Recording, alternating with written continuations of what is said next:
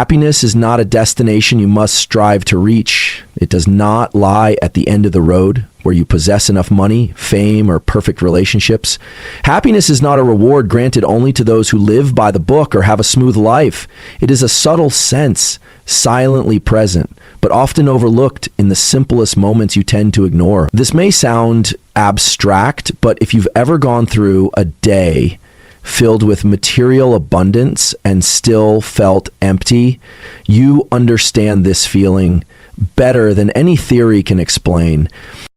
I once had a conversation with a patient in my clinic, a man around 40 years old, well-groomed with a good job, a nice home, and well-behaved children. But his voice faltered as he said, "I don't know why I still feel dissatisfied. Everything seems fine, but I don't feel at peace." That sentence encapsulates the sentiment millions of people live with, having everything by society's standards, yet lacking an inner sense of fulfillment. And the irony is, the more you have, the more you feel something is missing. It's a loop of the mind that isn't guided by accurate awareness. Stoicism, the ancient Roman philosophy once practiced by leaders like Marcus Aurelius, Seneca, and Epictetus, doesn't just speak about emotional control or courage in adversity.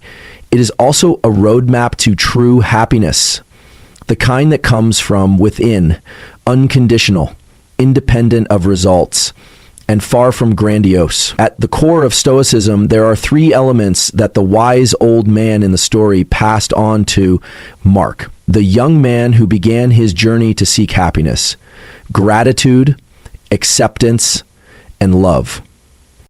Let's begin with gratitude. You cannot feel enough if you never recognize what you already have. Your mind is biologically wired for survival, meaning it constantly scans for danger, compares yourself to others, and alerts you of what's lacking. So unless you consciously direct your attention to what is present, your brain will continuously pull you into a state of subtle dissatisfaction. Modern neuroscience confirms that regularly practicing gratitude activates the prefrontal cortex, the area that governs positive emotions, behavioral regulation, and sound decision making. Just by pausing every night to write down 3 things you're grateful for, no matter how small or seemingly insignificant, you are changing how your brain processes reality. You're no longer living reactively, you begin living with awareness. Next is acceptance. In the modern world, where people are always trying to control everything from 10-year plans to the emotions of those around them, acceptance is often misunderstood as surrender. But Stoicism doesn't teach resignation. It teaches you to see reality clearly and to stop resisting what cannot be changed. You cannot control the rain, but you can choose to walk through it in peace. When you accept that life includes constant fluctuations and that outcomes are beyond your control, you begin to detach from internal clinging. Scientific research shows that individuals who can accept reality instead of resisting or avoiding it have lower cortisol levels, higher psychological resilience after adversity, and lower risks of depression. This isn't idealism. It's a biological strategy optimized through millennia of evolution. And finally, love. Not the fleeting, hormone-driven romantic kind, but love as a vital force. Love for what you do, love for the people around you, and most importantly, love for yourself. A person cannot be happy if they look at themselves with contempt. A person cannot radiate positivity if they don't feel worthy of love. Happiness cannot pass through a closed heart. It needs space. And love is what opens that space. Whatever you're doing, even something as simple as making a cup of tea, if you put a little care into it, you are reestablishing your connection with the world. Neuroscience calls this nervous system synchronization, where your inner positive state spreads through your communication, expressions, and even biological energy, making others feel safe around you. 3 things: gratitude, acceptance, and love. Seem simple, yet they are the deepest foundation for emotional stability, long-lasting happiness, and a meaningful life. There's no complex formula, no need for more assets, fame, or perfect relationships. You just need to return inward and notice what you've forgotten amidst the rush of life. And when you live by these three principles, you no longer need to search for happiness. You are already living in it. Mark changed not because he discovered something new, but because he began to see value in what he had once taken for granted. When you can feel fulfilled with the small things, you're no longer afraid of lack. When you can accept difficulty, you are no longer defeated by surprises. When you can love, regardless of circumstances, you become a source of unconditional happiness. And when others ask you how you remain calm in a chaotic world, your answer won't need to be long. Happiness is not a destination, it is a journey. And I'm on that journey every day with gratitude, acceptance, and a heart full of love. There are days when life feels strangely heavy. Everything seems to go on as usual, work, responsibilities, the people around you. But inside, there's a kind of mental depletion you can't quite name. You don't feel sad, but you don't feel happy either. You're not failing, but you're not excited. That's when you need something simple that you often forget: laughter. Laughter is one of the most natural human responses, yet it's the first thing we lose as we grow up. As a child, you could laugh at a falling leaf, a silly sound, or even for no reason at all. But over time, as life becomes more serious, you begin to restrict your laughter, reserving it for appropriate times, formal occasions, or worse, when I have time. And in doing so, you deny yourself one of the most natural remedies your brain and nervous system were designed to enjoy. I want you to recall a moment when you laughed for real, not polite or social laughter, but a genuine, belly-shaking, tear-inducing laugh that left your body relaxed and light. That's not just an emotional reaction, it's a full physiological reset. In the moment you laugh, a cascade of neural responses occurs. Endorphins are released, creating pleasure and reducing pain. Serotonin levels rise, lifting your mood, and cortisol, the stress hormone, drops significantly. You don't need medication or advanced techniques, just a moment where you allow yourself to let go and laugh. Even Stoic philosophers like Epictetus and Seneca, known for their calm and rational minds, never denied the value of laughter. On the contrary, they believed emotions are only a concern when they control you. But if you choose positivity, if you choose to smile and laugh, that's a sign of supreme emotional self-mastery. Epictetus once said, "People are not disturbed by events, but by their view of those events." And sometimes the lightest view is to allow yourself to laugh instead of tense up.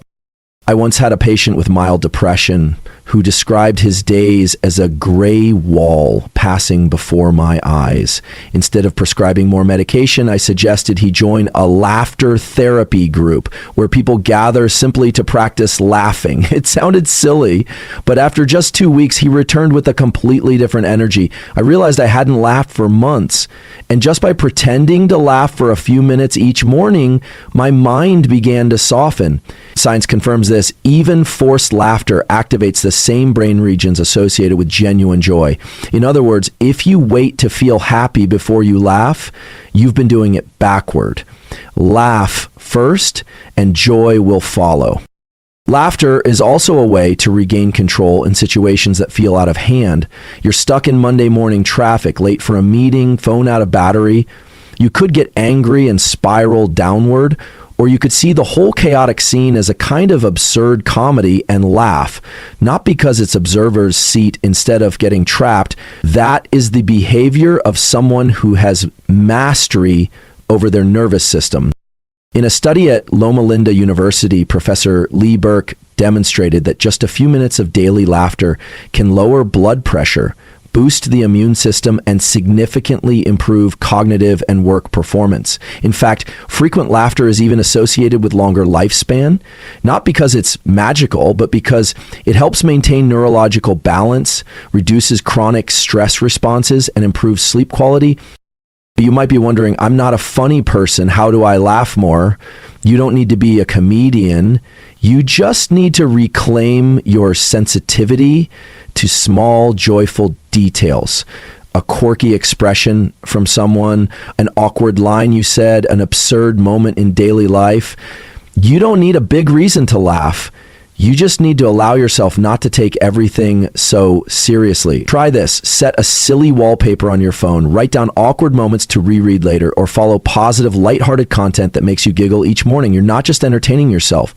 You're training your nervous system. Laughter doesn't make you lazy or unserious. It makes you stronger so you can stay serious in a sustainable way. Laughter doesn't mean you're avoiding reality. It helps you remain clear-eyed in the face of reality without being swallowed by it. And laughter doesn't take away your depth. It just makes that depth a little less suffocating. So when tomorrow comes, don't wait for a reason to be happy. Choose any reason at all to smile. Call the friend who always cracks jokes. Allow yourself to laugh at a meaningless video. Make laughter a habit, not a reward. Because if you wait for everything to be perfect before you laugh, you might spend a lifetime in silence. But if you can laugh even when things aren't okay, that laughter becomes a signal to your nervous system, I'm still here and I'm still alive. And that is a message more powerful than any speech. Do you remember the last time you stepped outside and truly felt the wind brush your skin, the sun gently touch your forehead, or the quiet scent of grass slipping into your breath? Not stepping out hurriedly for work and not while waiting for a bus on a dusty street. I'm talking about real connection, where you pause, become present, and allow nature to touch you, not through a screen, not through a car window, but with your living body and open heart. If you can't remember the last time that happened, you're not alone. In the modern world, most of us have traded that primal connection for speed, convenience, and glowing screens. Humans were born into nature. Before there were clocks, we used the sun to tell time. Before digital calendars, we sensed the seasons through the wind, the color of leaves, and the scent of damp earth. But over time, our life rhythms were reprogrammed. Artificial lighting, temperature-controlled rooms, and wearable devices that count steps instead of simply walking. And we've forgotten that no matter how intelligent our bodies are, they function best when in sync with nature's rhythm. Those inexplicable feelings of boredom, prolonged fatigue, or lack of direction may not come from your mind. They may come from something much simpler. You've been disconnected from nature for too long.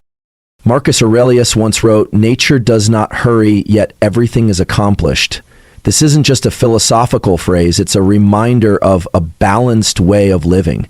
When you observe a flowing river, a falling leaf, or a sky changing colors throughout the afternoon, you are being taught a wordless lesson. There's no need to force, no need to rush. Everything has its own time to unfold, and so do you. Your body understands this. It's just that your mind has been overwhelmed by the pressures of modern civilization. Modern neuroscience calls this the attention restoration theory. In other words, when you are in nature, your brain, which is usually tense from processing an overload of messages, emails, and social pressure, begins to relax. Just 20 minutes of contact with a natural environment can significantly reduce cortisol levels, the stress hormone. Your vision calms under the green of trees. Your hearing tunes in to the sound of wind instead of notifications, and your heartbeat returns to balance. You don't need a complicated therapy.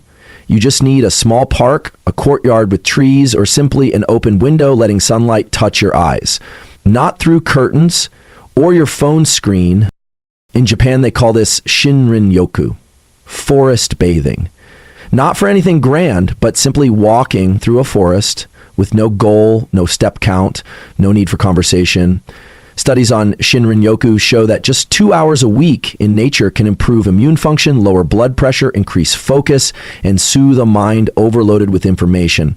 Much like reconnecting with an old friend, reconnecting with nature is an act of healing. It doesn't reduce your workload, but it gives you the strength to return to it with clarity. If you live in a city, you might be thinking, I don't have a forest, I don't have a beach. How am I supposed to connect? But nature doesn't require you to go far. You just need to walk down the street without staring into your phone. Notice a wild plant growing by the sidewalk. Watch a cloud shift shape at noon, or sit still for 10 minutes under the early morning sun. And you've already started reconnecting. What matters is not the scale, but the presence. The more finely tuned your attention, the more you receive from the smallest of things. I remember once stopping beside an old tree in the middle of the city just to place my hand on its rough bark and listen to the wind rustle through the leaves. In that moment, I didn't need to try to calm down. My mind became still on its own. That's when I understood nature doesn't need you to understand it. It just needs you to show up. And when you show up, nature responds with a balance you've been missing. Stoicism teaches that to live in accordance with nature is the path to wisdom. But living according to nature isn't just about accepting life's circumstances or understanding its laws. It's about living in connection with the natural world as an inseparable part of it. When you stand in nature, you're reminded that you are not the center of the universe, but you are an important part of this living system.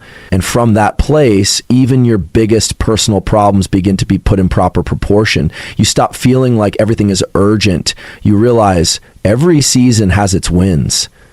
Every tree needs time to grow, and so do you. So if you're feeling exhausted, don't go looking for answers in another plan. Step outside, slow down, let daylight touch your eyes, listen to the rustling leaves, let your heart settle for no particular reason. Because sometimes, just by standing still in the natural world, life begins to heal you on its own. No drama, no noise, just human and real. There are small habits that, when maintained consistently, silently transform the entire quality of your life. Among them, waking up early is one of the simplest shifts, yet holds an unbelievably profound impact. Because waking up early is not just about changing your wake-up time.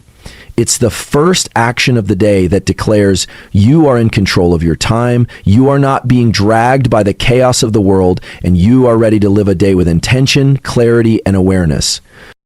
You might be thinking, I'm just not a morning person. But that's not entirely true. Neuroscience has shown that most of us are capable of adjusting our biological clock, our internal circadian rhythm, through training and environmental control. In other words, you can become a morning person, not because of some natural gift, but because of choice and consistency. And when you achieve that, you open up a completely different mode of living where everything happens before the world becomes noisy. Stoicism, the philosophy of those who lived on the battlefield of life, deeply understood the value of the morning. Marcus Aurelius, emperor and philosopher, wrote in Meditations, "Why do you lie there? Were you born to be cuddled in a warm blanket, or to rise and do the work of a human being?" That question isn't a command, it's an awakening. Morning is the time when you have not yet been invaded by news, notifications, calls, or the noise of society.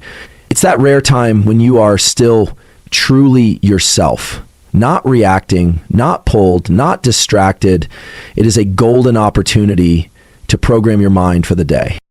I once coached someone in the creative industry. He often stayed up late and felt drained by the end of each day. When he decided to try waking up early, just 30 minutes earlier each week, the first thing he said after a month was, "I never realized how peaceful the world is at 6 a.m., and I never thought I could feel so free." The stillness of the morning isn't just external space. It's the calming of the nervous system before it has to process too much input, before it has to switch into reaction mode.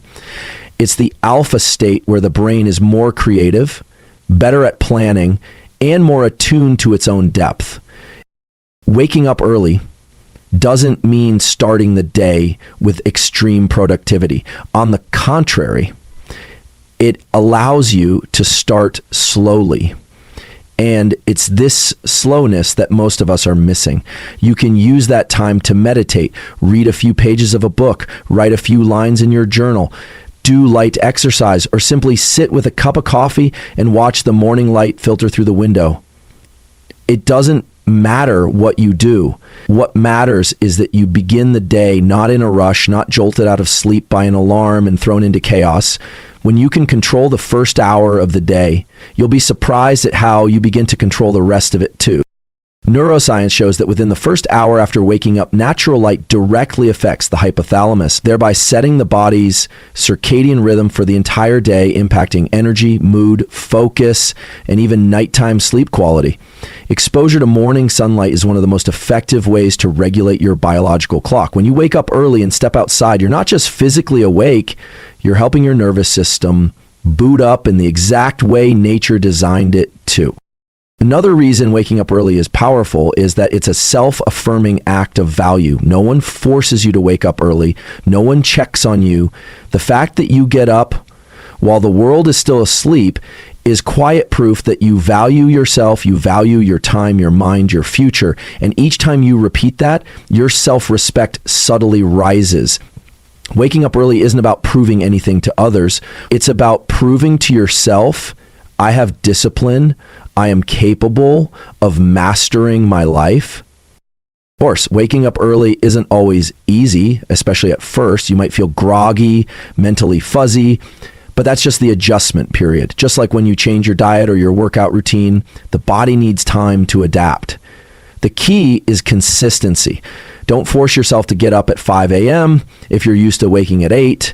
Start with just 15 minutes earlier. More importantly, keep your sleep schedule consistent. Create a gentle evening ritual to signal to your brain that it's time to wind down. Turn off devices. Read a book, take a warm shower, meditate, or write a few lines of gratitude in your journal. Your body will know how to respond if you treat it gently and with order. And perhaps the most important thing I want you to understand is that waking up early is not about doing more. It's about living better. A mindful morning can shape the emotional tone of your entire day. A gentle start can change the way you react to unexpected stress. An hour earlier can be the time you finally begin something you've delayed for too long, reading a book, writing a new page, changing your lifestyle, or simply reconnecting with yourself. In a world where everything moves at lightning speed, waking up early is an act of defiance, but that's exactly where the wisdom lies. When you can go against the crowd to rise from sleep earlier, step into the world with clarity and intention, you are no longer just surviving. You are redesigning how you exist every single day. And if you can master how you begin a day, you will gradually master how you live an entire life. Have you ever felt this way? The day flew by so fast, yet when you looked back, you couldn't clearly recall doing anything truly meaningful. You may have been busy, you may have handled dozens of tasks, responded to countless messages, attended many meetings, but by the end of the day, you still felt empty, vague, and sometimes even dissatisfied. That feeling doesn't come from not doing enough, it comes from not doing anything with real intent, because busyness is easy to fake, but living with intention cannot be faked. Seneca, one of the most profound Stoic philosophers, once said, "It's not that life is too short, it's that we waste much of it." You don't lack time, you're simply spending it unconsciously, getting swept up in unimportant matters, constantly reacting to the world instead of deliberately leading yourself. And if you don't know how you want to live, the world will program you the way it wants. Notifications, phone calls, social expectations, invisible pressures. At that point, you're no longer living, you're merely reacting. Intentional planning isn't about cramming more into your schedule. On the contrary, it's a subtle act of separating the important from the urgent, the things you truly want to do from the things you're dragged into. It's how you reclaim control over your most precious asset, time. And when you learn how to use time properly, you slowly regain the sense that your life has direction. No longer vague, no longer drifting between endless to-dos. Modern neuroscience shows that when you have clear goals and know how to plan with structure, your brain activates the prefrontal cortex, the area responsible for focus, decision-making, and sustaining motivation. On the other hand, if you allow yourself to drift between trivial tasks, You activate the limbic system, the instinctual and stress response center. In other words, without a plan, you're prone to fall into prolonged urgency mode, constantly putting out fires, but in truth going nowhere. I've worked with many people who've achieved great financial success, but still felt unfulfilled, not because they lacked anything, but because they no longer felt ownership over their own time. They were controlled by schedules, ruled by email, defined by never-ending deadlines that constantly redefined their sense of purpose. When I asked how many hours this past week actually belonged to you, they fell silent, because the truth is, if you don't protect your time, others will take it. And the best way to protect your time is not to resist everything, but to rearrange everything. Each night before bed, take 10 minutes to write down the 3 most important things you want to accomplish tomorrow. Not an endless list, just 3 things that would make you feel satisfied if done. Then assign a specific time block for each. Don't say, I'll do it when I have time, because when I have time usually means never.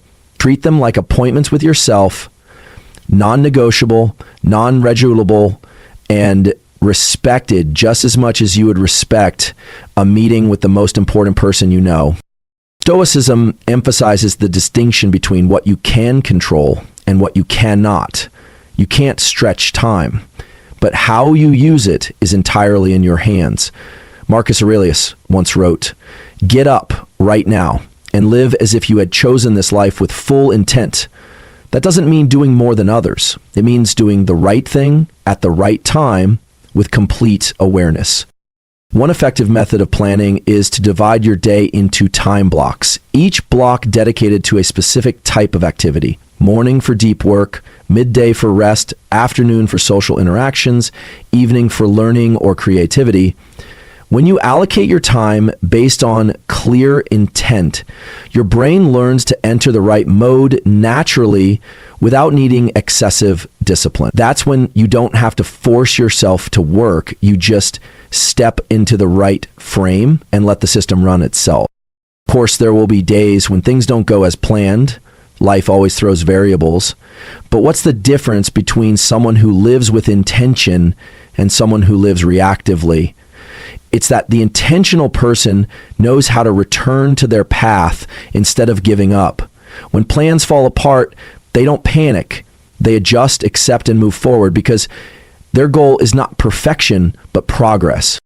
Remember, time never stops. You can't keep time, but you can use it like an investment into what helps you grow, what makes your life feel meaningful, what brings you closer to the person you want to become. And if each passing day you can identify at least one thing you did for yourself, for your values, then you didn't waste your time. You lived it right. You don't need an expensive time management app. You don't need a complicated planner. You just need to start each day with one honest question. What is the most worthy thing I can give my time to today? And when you have a clear answer, every other decision becomes much simpler, because a person who knows what's worth living for won't be easily distracted by things done just for the sake of it. That person won't fear running out of time, because every minute, every hour becomes a conscious choice. Time is not some enemy counting down your youth, your chances, or your success. Time is the asset you already own if you know how to honor and use it like a master. And the person who learns how to master time will sooner or later learn how to master their life. There's a quiet yet common paradox. The closer we get to what we truly love, the more likely we are to hesitate. It sounds irrational, but if you've ever pursued a long-term dream, you'll recognize this feeling. When you've overcome countless obstacles, walked a long road, and suddenly, right near the finish line, you feel more exhausted than ever, not because you lack strength, but because your mind starts to echo with doubtful voices. Is this really worth it? What if I fail now after everything? Am I just wasting my time? And the saddest part is many people stop at that exact moment when what they've longed for is only a few steps away. Psychology calls this phenomenon the resistance peak, the moment of highest inner resistance right before achieving something significant. Just like muscles hurt most in the final minutes of an intense workout, or how the steepest slope always lies near the mountain's peak, that's when your body and nervous system are stretched to their limit, not because you're weaker, but because you're crossing your own internal threshold. And it's precisely the uncertainty at the edge of a new life that activates your brain's warning systems, trying to pull you back into the comfort zone. But just like any strength training, if you can push through that final stretch, what you gain isn't just a result, it's resilience. I've observed many talented, passionate people who worked for years chasing something, a meaningful job, a deep relationship, or a creative project. But just a few steps before the end, they stopped. Not because they failed, but because they were drained. Not due to a lack of skill, but a lack of final conviction that said, I deserve this. And at that very point, they handed over their dream to doubt, their hope to an invisible fear they couldn't name. That's as heartbreaking as never having started at all. You need to understand this. The ambiguity in the final stretch is not a mistake. It's a signal of transformation. That's when your nervous system needs a closing move. Either you act based on your initial commitment, or you drift back to square one, carrying a regret far heavier than failure. The regret of having come so close, but not daring to take the final step. Marcus Aurelius once wrote, "If it is right, do it. If it is true, speak it. Let nothing else stand in your way." The hesitation, the delay, the turning back, most don't stem from logic, but from fleeting emotions inflated by exhaustion or fear. Neuroscience shows that when your mind is under continuous strain, the prefrontal cortex, the brain's rational control center, starts to weaken, while the amygdala, the fear center, takes over. Meaning things will feel riskier than they are, dangers will appear bigger than they truly are, and the future will seem much more uncertain than it actually is. So when you begin to feel most tired, most anxious, or tempted to pause for clarity, ask yourself again, could it be that I'm very close to what I truly want, and this is the hardest part I need to get through? That question won't make you less tired, but it will help you remember the reason to keep going. Great achievements don't come from grand breakthroughs, but from hundreds of persistent steps that no one sees. And sometimes the most important step is the one you no longer feel excited about, but you take it anyway. Because you know commitment doesn't require emotional highs, it requires a solid value system. If you only act when motivated, you'll forever be caught in the cycle of starting and quitting. But if you act based on a purpose deeper than emotion, you'll finish what most people only leave as intention. I want you to picture this. Every time you move closer to what you love, you're actually moving closer to your best self. And it's precisely that growth that requires you to shed the old, which is why you feel uneasy. But that unease is a sign you're on the right path. If you've never doubted yourself, you may not have ventured far enough outside your comfort zone. If you've never wanted to give up, maybe you've never truly poured your heart into anything. Don't quit. Not because you'll succeed if you just push a little more, but because you'll never know what could happen if you stop. You'll never know who you might become if you just take a few more steps. You'll never know how deep your dream really runs if you only look at it from the far side of fear. And most of all, you'll never have this same opportunity again in the exact version of who you are today. Life doesn't wait for you to be ready before it presents a challenge. It gives you the challenge to make you ready. So if today is a day when you're doubting yourself, when you feel like quitting everything, when no reason feels strong enough to go on, remember this.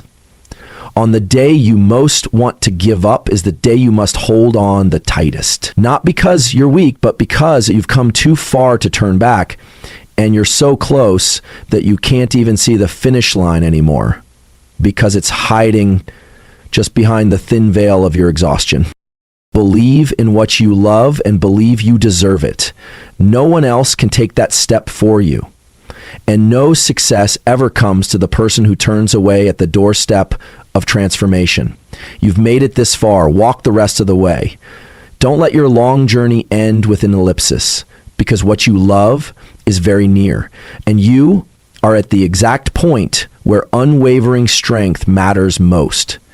There's a persistent and damaging misunderstanding that kindness is softness, that kind people are easy to take advantage of, that in order to survive in a fiercely competitive world, it's better to hide your goodness and show only sharpness and toughness as a sign of true strength.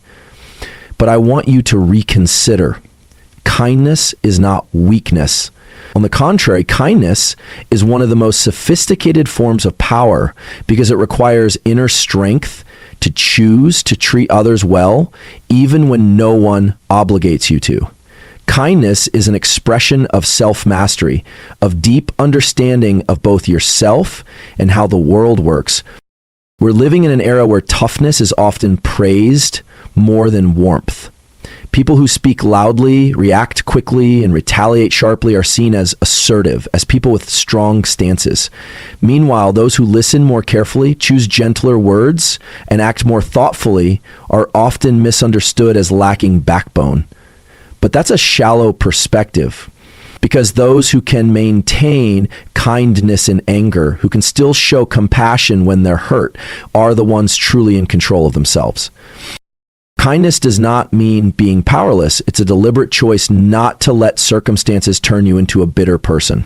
It's a quiet declaration that says, I will not allow negativity from the outside to define the essence within me.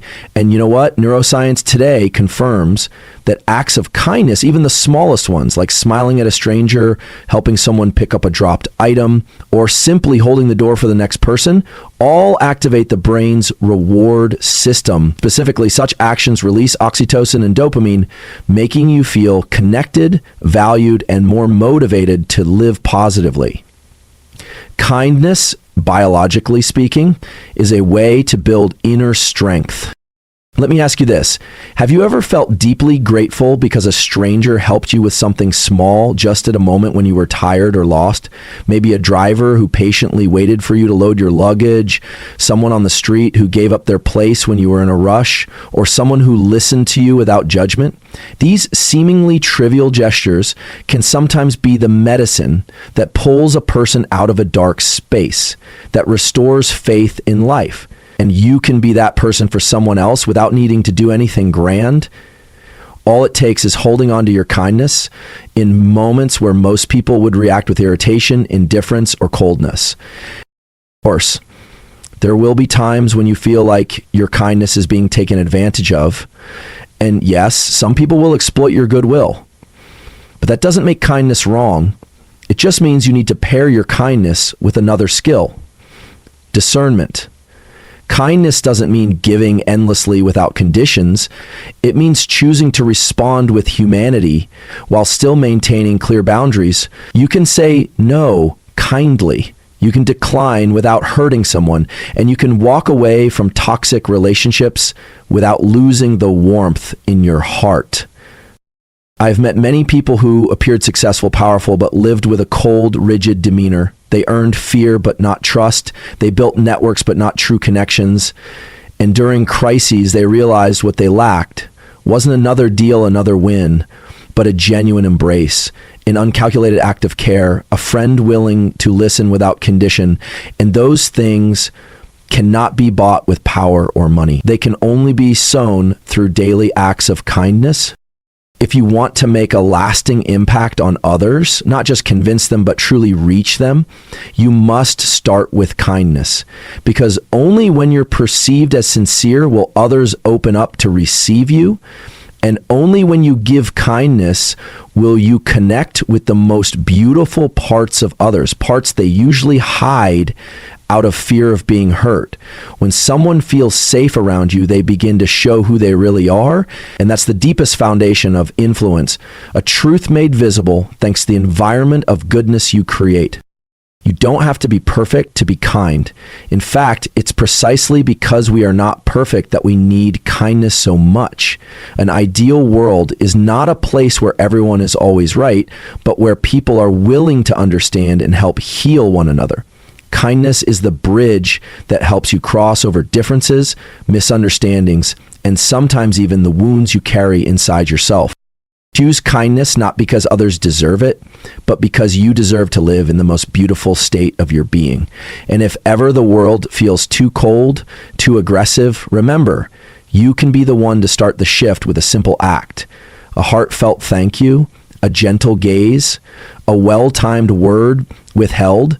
These may seem small, but in a world filled with harsh noises, gentleness is the quietest and most enduring form of power. Kindness is not something you do when you're free, when you're in a good mood, or when everything is going smoothly.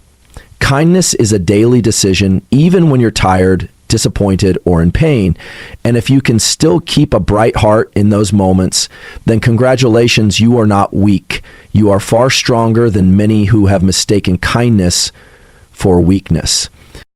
Some doors only open when you're brave enough to say yes, not to the certain, not to the familiar, but to possibilities that have no clear name yet. Opportunities don't always arrive in recognizable forms.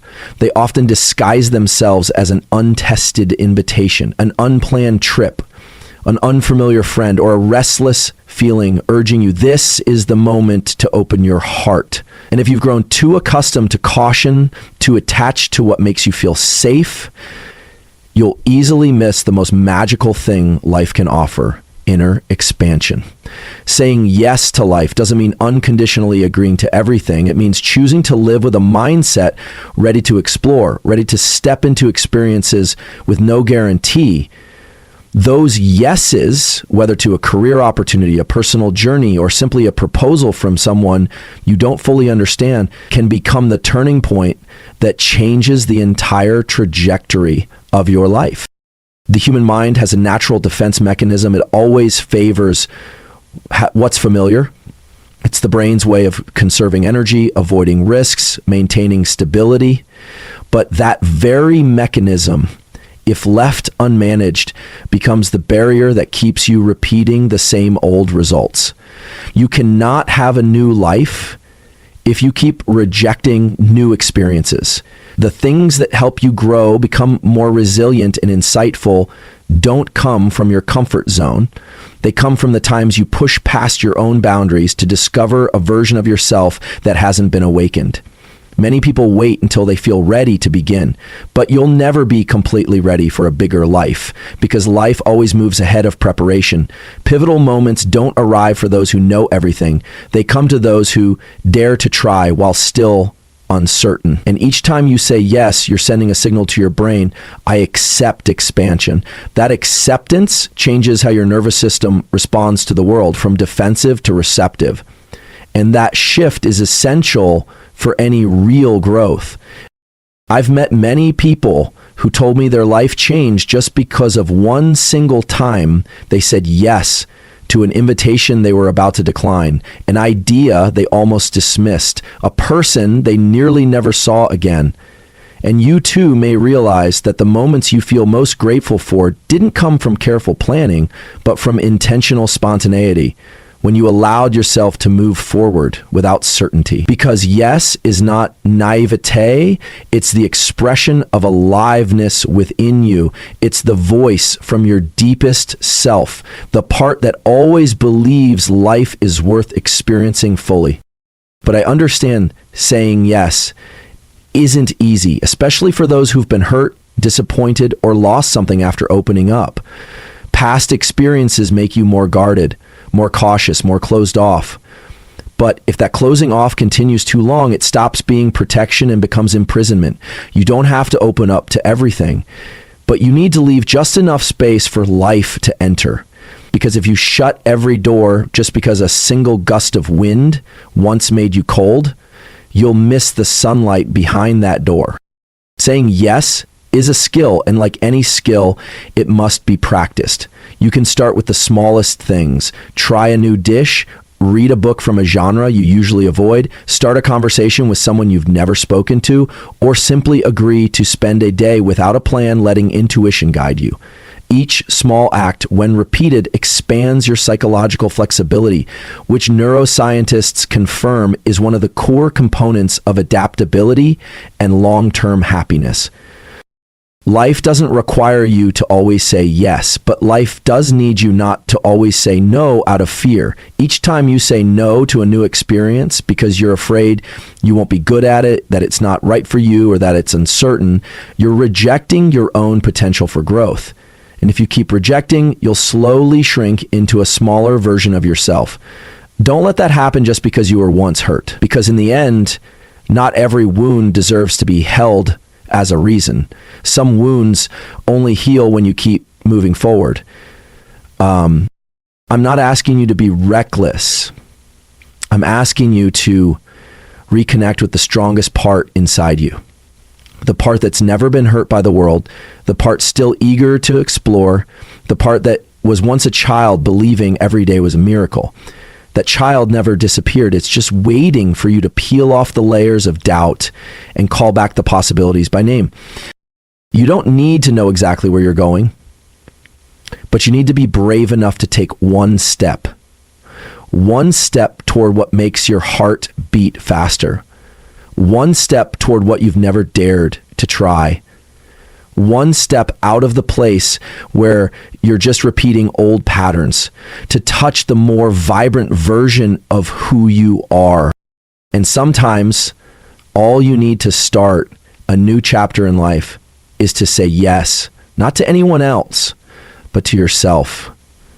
To the part that wants to grow, to love more, to experience more. To the part that knows life doesn't wait for you to be certain, it only waits for you to be willing. And you are willing. Otherwise, you wouldn't have read this far. So the next time an opportunity knocks, don't let your old reflexes dismiss it too quickly. Pause for just a second, take a deep breath, and ask yourself, what if this is the chance for me to live more authentically, more boldly, more freely? If your heart stirs even slightly, try trusting that, because life always reserves its best for those brave enough to say, yes, I'll try. There is a quiet yet profound moment when you look at your phone screen, now turned off, and realize you've just stepped out of the noise, the zone where notifications, messages, news feeds, and mindless scrolling have silently shaped your emotions and thoughts for years. We're living in a world where being constantly connected has become the norm, and stepping away from it is often seen as odd or outdated. But a deep truth is being forgotten. To connect deeply with yourself and with real life, you must first learn how to disconnect from what is not real. And the device in your hand, no matter how convenient, is not where your true values reside. I'm not against technology. I understand its role, but I also understand the neural mechanism of distraction. Every time you pick up your phone just to check one notification, your brain is pulled away from its thought process, away from inner awareness, and away from a state of deep presence. Every time you reflexively unlock your phone out of boredom, you are training your brain that boredom is something to escape rather than a signal to turn inward. The mind needs empty space to create, to heal, to form deep ideas.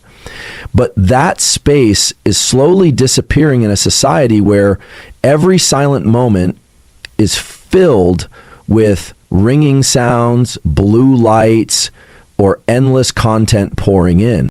Try to imagine a day without your phone. You wake up not to an app alarm, but because your body has had enough rest. You step outside, feel the sunlight on your skin, hear the birds singing, the wind moving through the window slats. You brew a cup of coffee without scrolling news while waiting.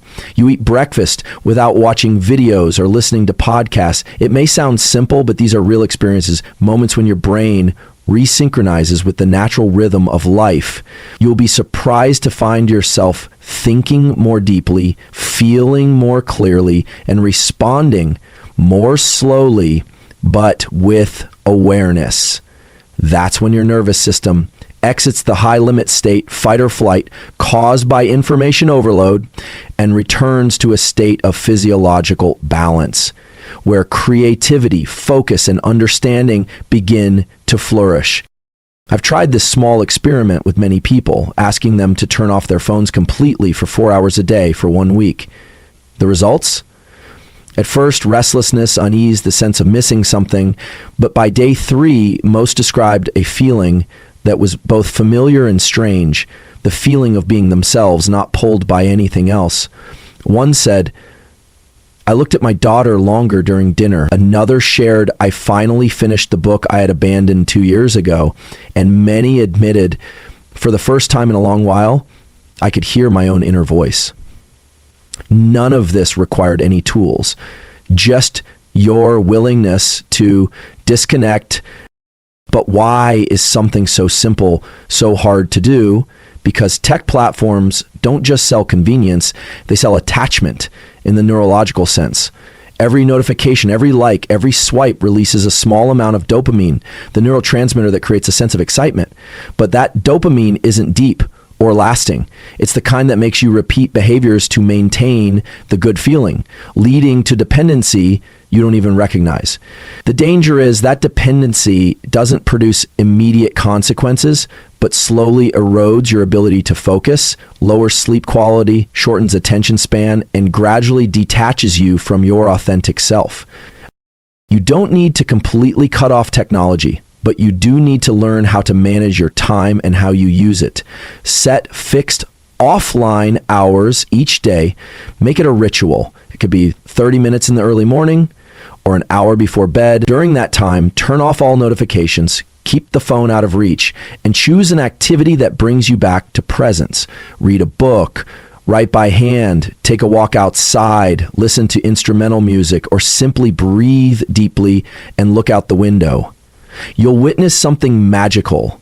A space opens up, not to be filled with more things, but so you can hear your own voice.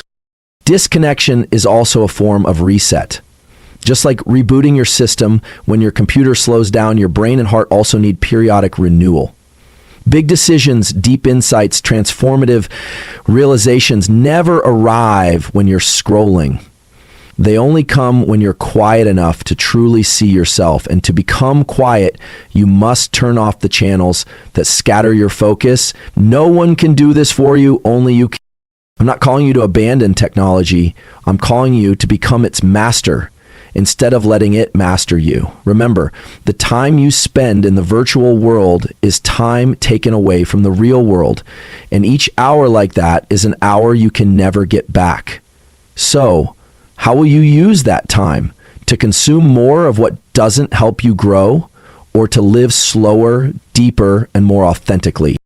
Try turning off your phone, not to escape, but to return to yourself, to the loved ones beside you, to the book you once promised to read, to the soft rhythm of real life, which has always been waiting for your return. Because happiness doesn't come from constant connection, but from the moments when you are truly present for yourself and the world around you.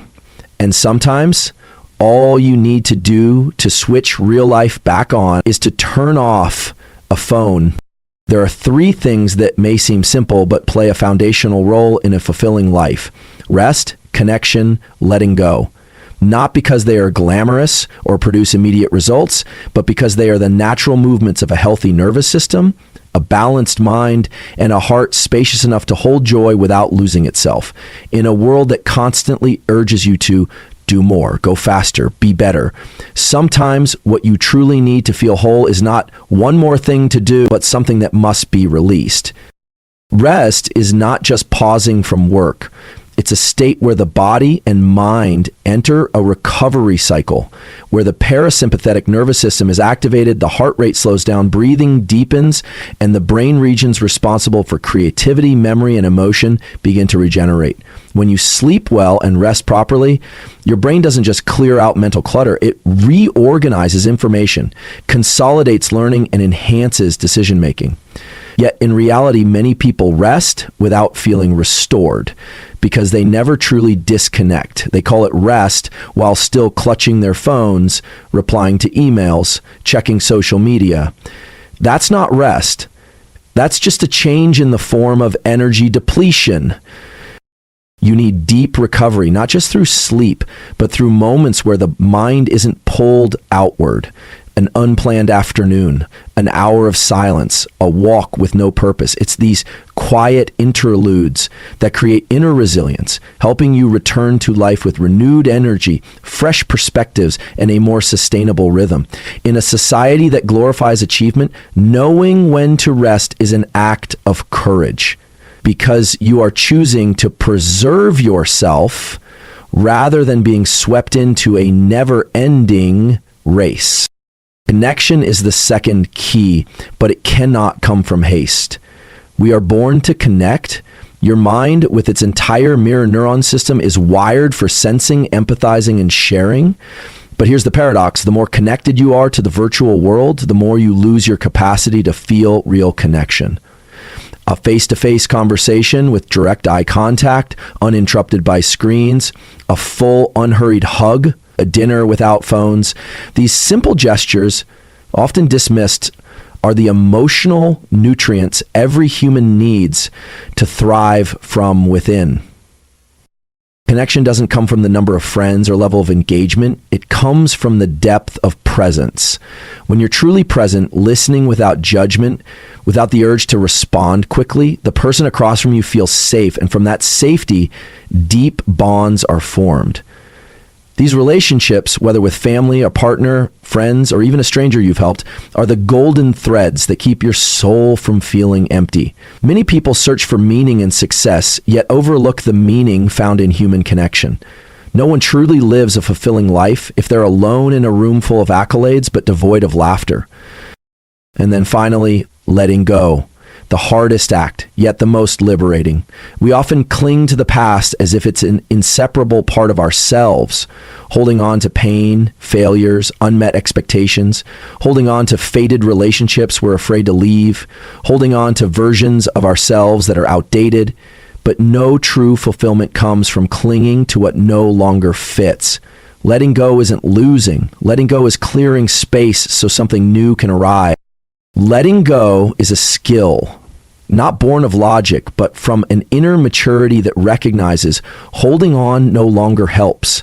You don't need to erase memories or pretend to be strong. You just need enough honesty to ask yourself, does this still nourish me? And if the answer is no, gently lay it down. Whether it's a relationship, a role, an old dream, or part of your personality that once protected you, but now holds you back. True growth doesn't come from how much you can do, but from knowing what to keep and what to release. When you know how to rest, you no longer run in exhaustion. When you know how to truly connect, you are no longer lonely in a crowd. When you know how to let go at the right time, you are no longer dragged backward by the past. And these three movements, simple but profound, will return you to the original state of a whole human being. Not needing to prove anything, not chasing to feel enough, not needing to win to feel worthy. You don't have to change your entire life in a single day. Just spend one evening truly resting, one conversation where you truly connect, one small thing you dare to let go of, one step each day. And then you'll see fulfillment is not a distant goal. It's what you are already living each moment, with presence and gratitude. Life never promises to be easy, but if you know how to rest, connect, and let go, it becomes richer, more meaningful, and infinitely more precious.